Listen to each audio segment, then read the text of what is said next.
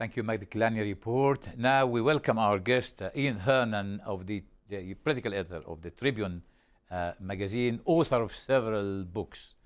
And are you the father of the lobby now?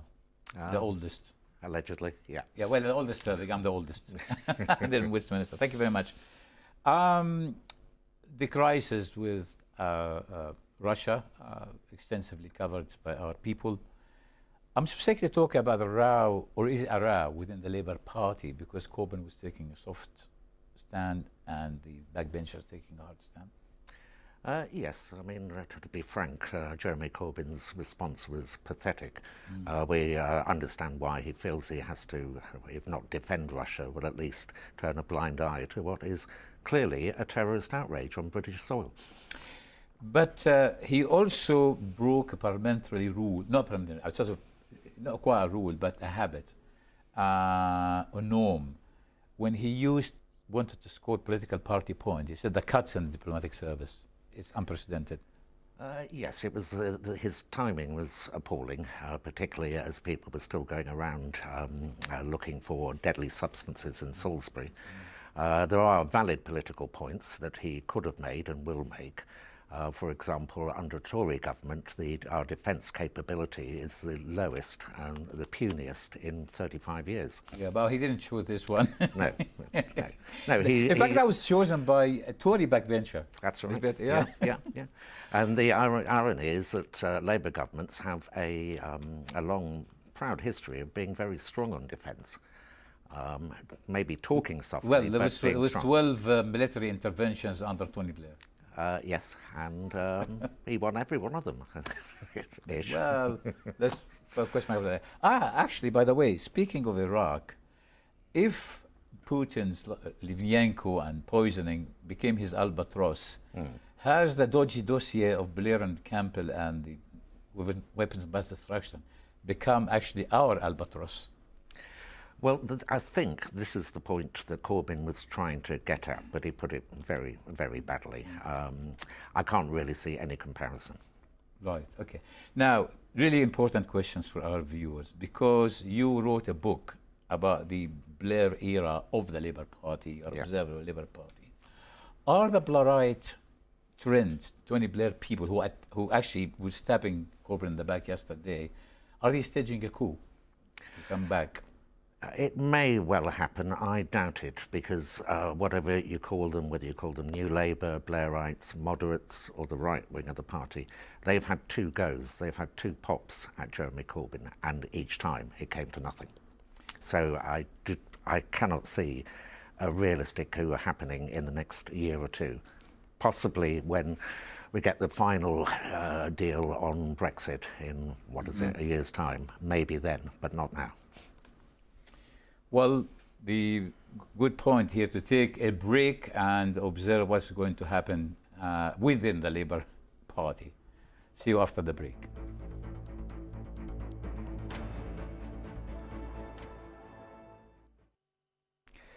Now back to the guest. Thank you, Ian, for staying with us. Pleasure, Adel. Very kind of you. The penny, the budget, and the Labour Party. Again, Labour failed to find holes in the budget, and it was left up to the media and to the charity to make the Treasury make a U-turn. Well, that's partly because it was a very insubstantial spring statement. I mean, there was very little in it, to be honest. Was he just sort of, boasting about the economy doing well? He's playing around with figures, which, like all statistics, you can manipulate, and he was certainly doing that. I see, right, okay. And so it's nothing to do with the Labour leader's performance and the Chancellor's inability to snare him. I thought the Shadow Chancellor, his speech was very repetitive, but he was making valid points. About this, all the just figures. Remind our viewers about the... Well, it is time to end austerity. Which is affecting public sectors like nurses and police. It affects all public services.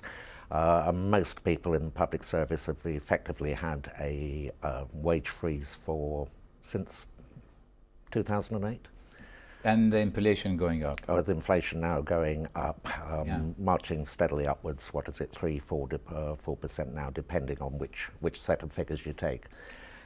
Because during the break you were actually suggesting sort of more about the Corbyn performance and about Putin, and should he focus on the economy rather than focusing more on foreign policy when attacking the government? You mean Corbyn? Corbyn, yes. Corbyn, yeah. Yes, the mishandling of the economy, the squeezing of public services, particularly the health service, that is what he should be focusing on. Penny pinching of the government? I thought you would say something like that. In fact, I had a penny for your thoughts. Dear, and the penny drop? Yes, it did. And give you tuppence for your thought? Yep. A penny for your thought? Yep. And I wouldn't give you tuppence for your old watch chain. I do actually have a watch chain, but I wouldn't change it for tuppence. Okay. Before we go, what are you going to say about? You would say something about Putin and the poison plot, which sounds very Shakespearean, isn't it? I mean, this cartoon here sums Putin up. You know, where he's driving a tank and smashing through everything. The point about Putin is that he's a small man and a bully who are all... Like Napoleon, all little, and Hitler, little men become bullies. And all the macho posturing, whether he's driving a tank or bareback riding to say, horses. Stop here and then say, wait, Jeremy Corbyn on the phone wants a dialogue. I mean, and the fact is that Putin never saw any action, even at the height of the Russian-Afghan war. He was in the intelligence service at that time. Way down the pecking order. So he plotted his way up. And a long way from the action. And in a weird way, he reminds me of his long-time mate, President Donald Trump. who is another small man. Yeah. He doesn't like his hands being called small, macho posturing. I mean, if you remember after that terrible school massacre in America. There's quite a few of them. Yeah, well, the recent one. The recent one, the 17 one, Florida one. That's right. Yeah. And he said that he would have gone into that school unarmed. Yeah, this is a man whose daddy 5 times got him deferments from national service at the height of the Vietnam War. Remember Clinton and dodging the draft? No, but on the other hand, with small men posturing macho, they only respect strength, genuine strength, and this is something that Jeremy Corbyn does not really understand. About our response, actually, because we were criticised by the French, shouldn't they have spoken softly and held a big stick? What do you think? Well, at this stage, when there's clearly been a terrorist, a state-sponsored terrorist attack, you respond bit by bit. First thing you do is throw out as many diplomats who are spies as possible. Yeah, the next thing, which I think is going to happen in the next day or so, which you seize the assets of corrupt Russian oligarchs in London. This is something probably our viewers think about. Is it wise? Yeah. I mean, okay, if London is a magnet for investment and people putting their money here, and the French now making some kind of noise, you know, not fully supporting us until they see the evidence, wouldn't the money escape to Paris? Sorry about that. Sorry, it's good to be recorded, so let's repeat this one. Is it actually wise to freeze all the assets of the Russians if the money starts escaping and now the French are not fully supporting us? They want to take the stock exchange to Paris or Frankfurt?